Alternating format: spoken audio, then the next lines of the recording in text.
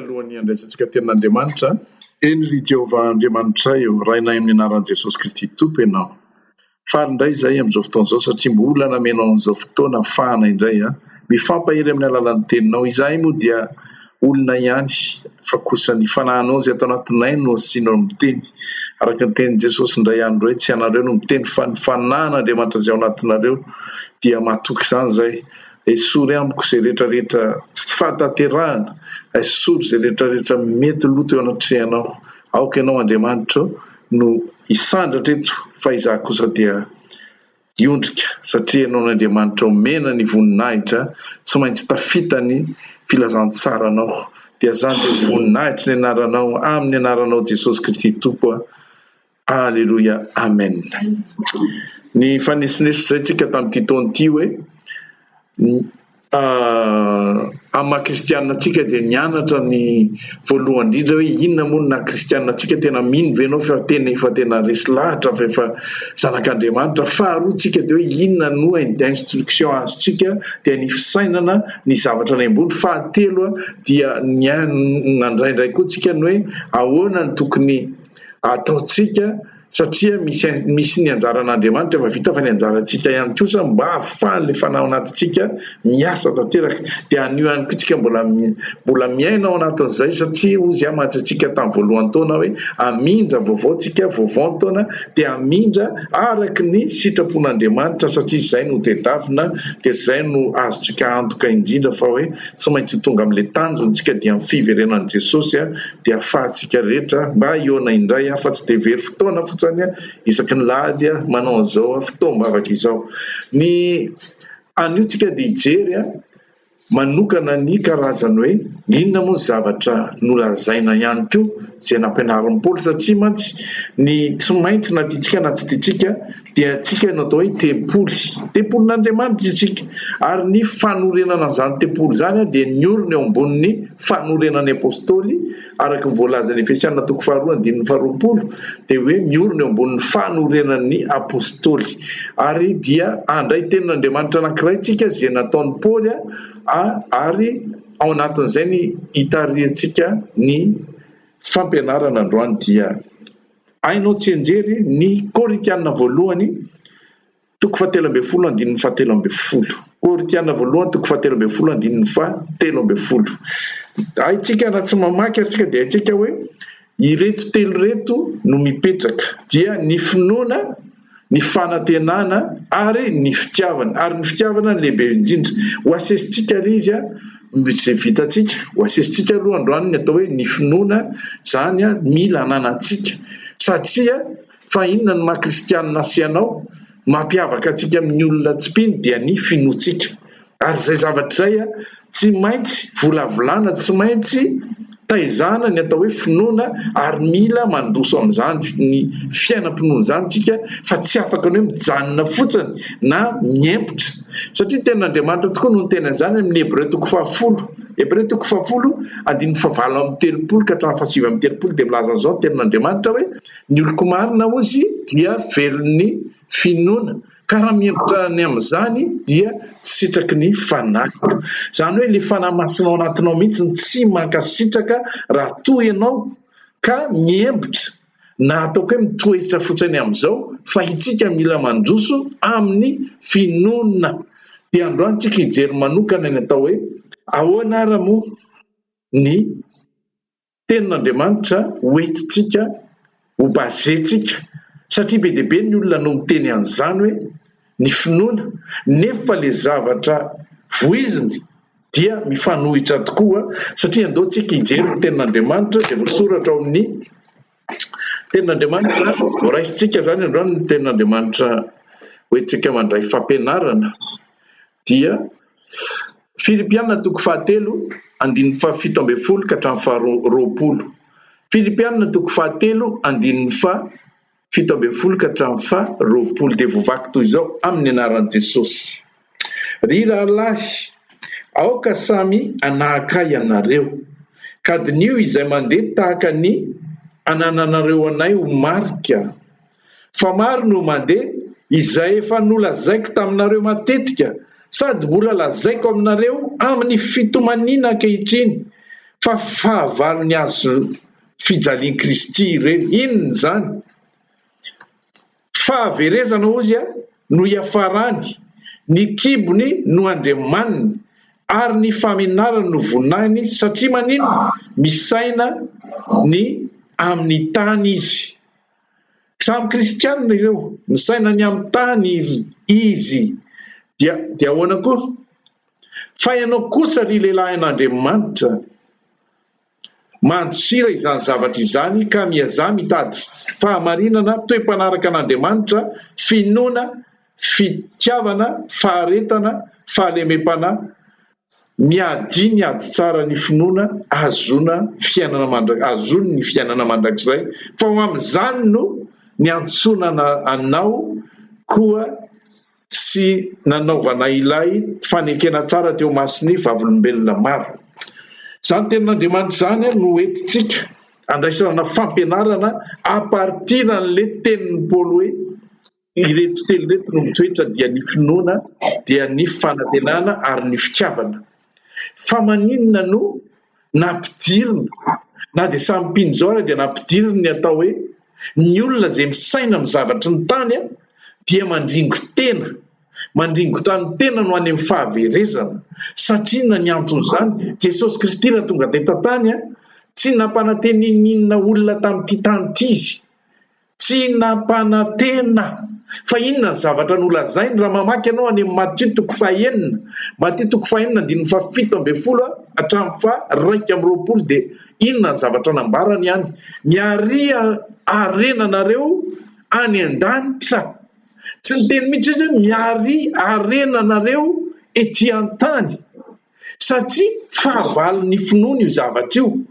fahavalon'ny finoana. Andaontsika maki tenin'Andriamanitra manaraka fa maninona no fahavalon'ny finoana? Ny fitadiavana ny arena eto amin'izao fiainana izao. Vakitsika ny Timoty voalohany 4:9. Timoty voalohany 4:9-10. Timoty voalohany 4:9-10 dia milaza hoe ny fitiavam-bola no fotoky ny ratsy rehetra, koa ny sasany izay fatra-pitady izany dia efa voavily ny ala tamin'inona? Tamin'ny finoana. Averiko indray mandeha, ny sasany izay fatra-pitady izany dia efa voavily ny ala tamin'ny finoana ka naningotra ny tenany tamin'ny alahelobe. Mifamatotra ary fahavalon'ny finoana ny famatorana ny tenanao amikitra amin'ity tany ity. Jesosy ihany koa indray andro dia nilaza hoe satria ozy tsy nampananteny ninona tamin'ity tany ity na dia zavatra ray ary Jesosy tamin'ny fandalovany tamin'izao fiainana izao. Izy raha no niteny, raha niresaka tamin'ireo mpianana izy any amin'ny Jaona 7:20 dia nilaza an'izao izy: ny fanjakako dia tsy eto amin'ity tany ity, raha tsy izay niady ny mpanompoko. Fa maninona nataony ny fanjakako tsy eto? Ny fanjakana voninahitra zany. Raha mitehanana voninahitra eto ianao dia mandiso fanantenana zany le izy fa ny voninahiny dia le voalazantsika amin'ny le Filipiana 4:20 teo hoe fanjakantsika dia any an-danitra. Any no endrasantsika ny mpamonjy. Ny fanjakantsika dia any an-danitra. Zany hoe Jesosy Kristy mihitsy no mampianatra hoe tandremo fa zava-doza be zany ny mamikitra araka le fanataontsika tamin'ny fampianarana tany aloha hoe sainy ny zavatra any ambony fa tsy ny zavatra ity an-tany. Itsika moa dia efa nampianarany tenin'Andriamanitra any amin'ny ohabolana, any amin'ny ohabolana 12:20 any hoe ny fitahian'i Jehovah ozy maninona no mampanankarena ary tsy azo ny fisasarana ampiny izany. Fa maninona rehefa misasatra ny olona anankiray dia se concentre izay amina zavatra. Zay le mahatonga Jesosy anie le niteny teo hoe zay toerana arenao ny any koa ny fonao rehefa mamikitra mitady fatra-pitady an'le zavatry ny tany ny olona anankiray dia lasa braky ihany ny fotom-pisainany, any koa ny fony, dia manadino an'le fikasana, tem-pikasana zay namena antsika. Dia le tem-pikasana dia le hoe fiainana mandrakizay araka ny voalazan'ny Jaona voalohany toko faharoa andininy fahadimy amby roapolo hoe toy izao ny fikasana natao tamintsika dia fiainana mandrakizay. Lasa manadino zay le resaka finoana. Rehefa aveo tsika resaka finoana anankiray hoe inona ndray kosa ny fomba ananantsika finoana amin'ny fiainantsika andavanandro. Fa eto tsika zany milaza an'le hoe le finoana le natolotra namenatsika indray mandeha araka voalazan'ny Joda toko voalohany andininy fahatelo. Andao nefa kitsika Joda toko voalohany andininy fahatelo dia milaza an'izao: ry mahalala, raha manao izao zotom-po rehetra anoratra aminareo aho ilaza amin'ny famonjeny imbonantsika dia nisy natery aho anoratra aminareo ananatra mba hiazahanareo mafy hiaro ninona finoana izay efa voatolotra indray mandeha monja. Atolotra indray mandeha monja ho an'ny olona masina. Zava-doza io satria io any ataontsika hoe ifampipasipasiana mahatonga ny olona anankiray voaringotra amin'ny zavatra hafa satria vera le finoanany makany amin'le napetraka. Ny finoana moa dia mazava ho azy araka ny teny tsotra masina le Romanina 10:17 hoe ny finoana dia amin'inona izy avy amin'ny toriteny dia ny toriteny indray avy amin'izy tenin'ny Kristy. Rehefa olona zany tsy te hampitombo finoana dia tsy mamaky tenin'Andriamanitra izy mazava ho azy satria ny tenin'Andriamanitra no mampitombo anao amin'le finoana izay napetraka eo amin'ny fiainantsika. Dia ozy amantsy anao hoe fa maninona no tsy avela kosintsika ratsy ve ny manam-bola sy ny manan-karena. Tsara zany maniry an'izany daholo ary sitrapon'Andriamanitra ke mampanan-karena anao amin'ny zavatra rehetra. Sitrapon'Andriamanitra anie no manome anao ny zavatra rehetra tsy mba tsy hanana zavatra tsy ampy ianao amin'ny fiainanao fa le mametraka an'le arena hosolon'Andriamanitra mihitsy. Lasa au lieu de hiazakazaka an'Andriamanitra ianao lasa miazakazaka aza akinina amin'izany ozy izy ny fahendrenareo, aza akinina amin'le fiazakazahany zavatra ny tany. Zavatra ny tany foana moa rehefa resahana le izy hoe zavatra eto amin'izao fiainana izao zay maningotra ny olona anankiray araka le voalaza le tenenintsika le hoe le Jean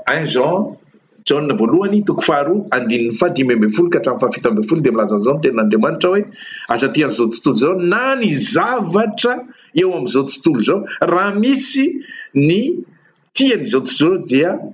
tsy ao aminy ny fitiavana an'Andriamanitra satria ny zavatra eo amin'izao tontolo izao dia filany maso filany nofo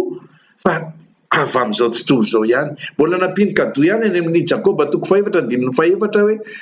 motsy fantatrareo ozy izy fandrafiana amin'Andriamanitra fisaka izany amin'ny zao tontolo izao. Io zany dia mampitandrina mafy mihitsy amin'le fiazakazahana. Ohatra andeha meko ohatra ianao vao matory any io alina dia efa mieritreritra mihitsy hoe hitady an'le vola ary le vola le tonga dia mampanankarena be mihitsy any aloha ny eritreretiko dia vao mahazo an'iny arena iny dia tsy mety azo antoka mihitsy. Any ny foky dia tsy maintsy hiezaka foana hoe inona indray no ataoko fa tsy maintsy negligeny anankiray fa tsisy afaka manompo tompo rozy izy Jesosy, ny iray ho alany ary ny iray ho tompony. Tsy hainareo manompo mamona sy manompo an'Andriamanitra. Inona ny dikan'izany? Ny olona rehefa manompo vola mahafaka mampiasa tenin'Andriamanitra izy fa manompo ny vola ihany izy dia ny zava-doza dia izao ozy ny tenin'Andriamanitra hoe mpitoroteny toko 5:7 zay tia vola dia maninona ozy tsy mety voky vola ary zay tia arena tsy mety leo ny fitiavan-karena. Nefa ao anatin'izay zavatra izay ny ohabolana toko 2:7 dia hoe ahoana moa filazan'izany ny fieterany amin'ny arena ozy izy dia mahatonga fahalavona ho azy. Zany hoe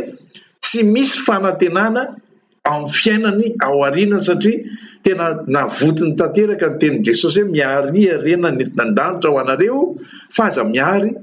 arena etỳ antany. Fa maninontsika androany ny resaka an'izany ny fiainana mandeha ao anatin'le fiazakazahana ao anatin'le tokony ho fantatsika hoe inona no karazana abstraction mety hitantsika amin'izao fiainana mandalo zao tsika tsy voasakana tsisy misy hoe interdiction avy any an-danitra tonga de hoe isaky ny andehanao zavatra ianao de misy anjeny manakana amin'ny sabatra be non fa anjaratsika satria ny zavatra rehetra dia miseho opportunité ho anatrehantsika de tsika no mamolavola hoe inona ny tokony ho ataotsika manoloana n'izany zavatra rehetra zany de androany ihany koa tsika de hianatra faharoa de hoe ny finoana amin'ny fiainatsika finoana tafiditra ao anatin'ny vavaka finoana tafiditra ao anatin'ny hoe fanantenana ihany koa le izy fa mbola mijanona ny atao hoe finoana ny définition amin'ny finoana moa de fantatsika tsirairay avy inona ny atao hoe finoana Hébreu 11:1 dia manazava an'izay ny finoana dia fanantenana ny zavatra tsy hita ahoana moa izy nylazainy ao rasy vakiko tsara mihitsy am'izay mazava tsara le tenin'Andriamanitra amin'ny anaran'i Jesosy ny finoana no fatokiana ny amin'ny zavatra antenaina fanehoana ny zavatra tsy hita zany zavatra zany a fiainana tokony hiainatsika kristianina zay miatehitra amin'ny tenin'Andriamanitra zay mananteny ianao zany ohatra zany ahoana moa zany hoe fanantenana ny zavatra tsy hita nefa ekena ho isy le izy raha mamaky ny Romanina 4:7 ka hatramin'ny 20 dia tantarany Abraham io rehefa jerena ny tenin'Andriamanitra namoaka anazy hoe ianao toko ray ny firenena maro kanefa izy efa tafiditra ao anatin'le amin'ny fahaterana de tsy afaka niteraka intsony raha matoa tsy andaniny efa ao anatin'ny ménopause kanefa zavatra tsy isy impossible zany fa fotsiny mahatoky izy hoe misy zany satria Andriamanitra no miteny an'izany na me voninahitra an'le Andriamanitra zay mahay mamorona tsy misy ho iso izy zany hoe eo zany no mitoetra amin'izay le finoana fa ahoana ny finoana le fanantenana zao rehefa ohatra zao tamin'le nandeha tany Maurice zany zay de hoe raha tonga zany tsika amin'ny 29 de zao ny avy de programme avy de maka an'le trano maka an'le zavatra fa tsy nasiana resaka mihitsy tao anelan'elan'izay hoe ahoana ke le misy turbulence le misy les ondes de turbulence maninona tsy nyresahana fa tonga de manam-pinoana zany ny tena hoe mandeha avion nandoha vola de mandeha de tonga any Maurice fa le intermédiaire tsy nyresaka mihitsy hoe raha miresaka zany zay hoe zao ary andeha zany tsika amin'ny 29 eny an-dalana eny zao misy zone de turbulence de ahoana raha mianjera ny avion de foana daholo moa zany le zavatra any fa ny zavatra tonga de andoha automatikement tsika rehetra zany fa tsy hoe ho anay irery mahagaga tonga de hoe miona any zany de tonga de atsona le hôtely efa tonga zay de atsona koa le tomobile efa tonga izahay fa tsy nasiana resaka nefa tsika rehefa amin'izao fotoana zao rehefa mangataka tsika hoe mangataka amin'Andriamanitra hoe mba trano na mangataka hoe mba ho vitako riasy fa le problema no mistopé atsika le zavatra hita maso inona ny voalazan'i Jesosy tamin'ny nanome fanoharana Matthieu 1:20 zao volazan'i Jesosy tsy toy ny hitanareo zay natao tamin'io aviavy io ihany no hitranga fa raha ohatra ianareo ka manana finoana toy ny voatsinapy izy kely zany ka ilaza amin'ny tendrombohitra hoe mielahy teo de mivarina anaty rano ka tsy mihanahana ao am-ponareo de ho mpitongy zany ho azonareo zany hoe iny le zone de turbulence le mihanahana le mieritreritra ahoana koa ny impossible an'izany fa tsika zany ampianarin'ny tenin'Andriamanitra amin'le finoana karazan-droa le finoana zay le fiainantsika isan'andro hoe mila mino zany tsika hoe tsika misy mitarika misy fanamasina mitarika tsika ary tsy halavantsika ny zavatra rehetra satria tenin'Andriamanitra ny toeran'ny finoantsika tenin'Andriamanitra no mahatonga antsika hoe zay tsy azona mpamono olona misy basy zany na misy antitra zany satria zay nefa hoe lovantsika zay le hoe Isaia 54:17 hoe ny fitaovana rehetra voaforona amelezanareo tsy aminina zany ny lovanareo avy amin'Andriamanitra fa tsy mipetraka le finoantsika amin'izay fa raha vao mahita le mpamon'olona tsika dia tonga dia alerta be miara mitsoka marina hoe olombelona tsika tsy maintsy mitsoka fa rehefa tratrano anatin'le embuscade tsika raha miaina ao anatin'le finoana zany hoe teninao Andriamanitra no nilazanyity satria ianao no teny hoe tsy miverina aminao raha tsy matateraka sy manambona zay mandray azy zasy ianao zany le mahatoky ary Jesosy Kristy koa teny azany any Marka 4:7 hoe Marka 4:7 dia milaza an'izao hoe raha ninona nangatahanareo izy dia mino fa efa mandray sahady anareo zany hoe raha nangataka ianao zany androany mangataka ianao hoe sitrano amin'ity aretiko tia dia tsy miandry an'le andro ianao hoe roviana fa iainanao sahady ny fomba andraisanao an'le fahasalamana tsarovinao eritreretinao le ianao tamin'ny mbola tsy voan'le aretina dia iainanao iny dia zay le finoana satria nge mazava ho azy fa le tenin'ny soratra masina no arahantsika hoe tsisy zay ny tena sitraka tian'Andriamanitra zay ny tena tian'Andriamanitra mahare antsika zany eritreritra toy izany hoe efa iainantsika sady le zavatra nangatahantsika zay le sitraka tetavin'Andriamanitra amintsika zay le Hébreux 4:15 hoe tsisy sitraka azo avy aminy raha tsy amin'ny finoana ary minitsika fa mamaly vavaka izy dia mandray isika dia zavatra anankiray koa dia zao hoe ny fiainantsika isan'andronany dia miverina amin'ny finoana zany hoe tsy manana zavatra mety manana fahoriana manana problema fa ny zavatra fantatsika dia hoe tsika ampandresen'Andriamanitra foana manoloana ny ady ataotsika tsy miaina amin'ny fahitana fa amin'ny finoana amin'ny finoana no andehanantsika fa tsy amin'ny fahitana zany hoe tsy amin'ny zavatra hita maso no mamaritra ny mombanao androany fa ny mombanao dia ny fantatrao dia hoe mampandresy anao araka ny sitraponao Andriamanitra Jesosy mihitsy no tena an'izany tongava aminao araka izay inonao ary inona ny inonao tonga amin'ny tenanao ianao ve mbola hoe olona marary ianao ve mbola miteny hoe zaho olona tena sahirana be ny tiako atongavana dia zao hoe zay inonao nentinao ambavaka zany ny problemanao dia nino ianao hoe efa nandray an'le valim-bavaka ary miaina amin'le zavatra iainako andeha ianao ohatra zany ao anatin'ny tranontsika efa tsy mety misy sahanao an'izany ve tsika andao anandrana an'izany mihitsy ary tsy manana vola afa-tsy 20 € tsika na tsy manana vola 25 000 francs dia tsika miteny hoe mivavaka isika hoe Andriamanitra hitanao fa kely le vola nanana am-pelantanana nefa rapitso zao efa tsisy sakafo tsony fa fantatra ianao mamaly vavaka nefa raha ny eritreretintsika dia hoe le 25 000 francs iny mba zaraina roa rapitso atao 15 000 ny androany mba 10 000 no hanina fa dia nenina amin'ny finoana dia hoe andao zany rapitso zany efa tsy maintsy misy eo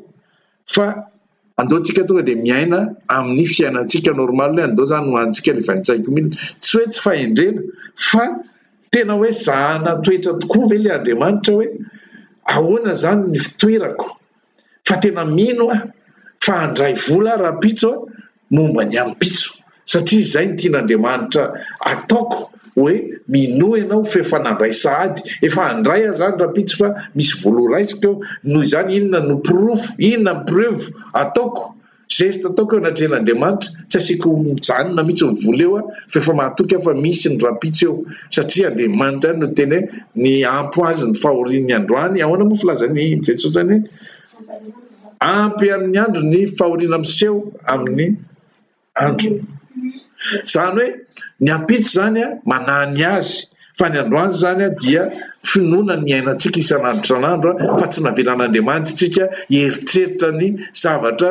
ny ampitotsika satria mampijaly tena ozy izy ny amin'ny zavatra ho avy eny ozy izy aoka antanio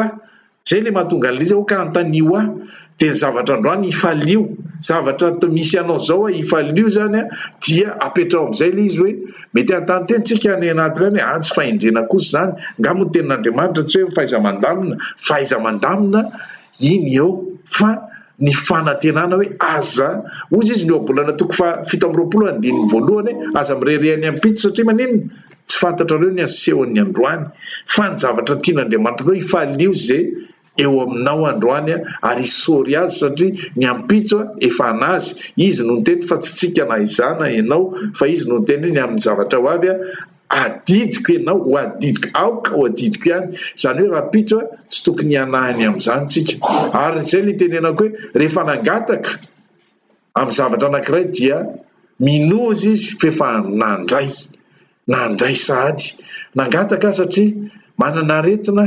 dia nangataka dia mino afa efa sitrana sady dia anazy io averina aminy hoe tena zay le teninao aiza le fahasitranako ary dia zay le mampita ny finoana ny mampita ny asan'Andriamanitra sy ny zavatra tononinao ny asan'Andriamanitra dia manetsika azy ny atao hoe finoana fa ianao ihany kosa dia manonona ianao ihany kosa dia miteny dia an'Andriamanitra no mahatateraka satria zay foana le lazaiko foana hoe mieno ny teniny izy mba hanatanterahany azy mieno ny finoanao ny teniny izy mba hanahifany an'izany eo amin'ny fiainanao zay ny finoana nataoko karazany hoe zara roa le izy zany hitatsika tsara hoe tenin'Andriamanitra aloha voalohany dia hoe tazomy le finoana inona ny anankiray voalohany premier petit a dia finoanany hoe le fanananao antoky ny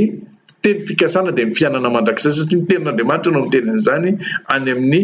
petera voalohany toko voalohany 5:4 ka hatramin'ny 5 dia milaza hoe efa nomanin'Andriamanitra antsika ny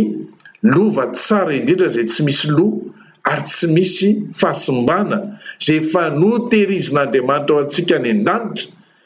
ary arovana amin'inona amin'ny finoana iny zany le finoana anankiray dia zay le mahatonga ny Paul milaza any amin'ny Timoty voalohany toko 4:12 miady tsara ny finoana ary tany mafy ny fiainana mandrakizay iny le finoana anankiray mizaraiko tsara le izy dia finoana faharoa dia le fiainanao andavanandro hoe manahoana manoloana an'Andriamanitra mampihetsika an'Andriamanitra le finoana anananao dia zay zavatra zay zany no klasentsika amin'ny hoe finoana fa manaraka tsika amin'le fanantenana dia manaraka ihany koa tsika mbola hianatra le atao hoe inona moa le tena fitiavana everina apetrak'Andriamanitra ao anatin'ny fotsika tsirairay avy fa dia amarana n'izany toriteny izany tsika mivavaka dia misaotra anao zay Andriamanitra satria namenao tokoa zay fotoana zay nafahana indray ny fampahery tamin'ny finoana zay nampianarinao avy amin'ny fanahinao satria tsisy afa-tsy ny teninao no afahanay fampizara eto fa tsy avy amin'ny fisainanay akory fa ianao Andriamanitra no Andriamanitra miteny aminay tokoa ary fantatray ankehitriny fa mila manana ny finoana izay dia finoana le afahanay mahatateraka ny fiainanay andavanandro ary finoana anankiray ihany koa dia le fiankinana ny fiainana mandrakizay zay efa homaninao ho anay tsirairay avy voninahitra anao Andriamanitra amin'ny anaranao Jesosy amen.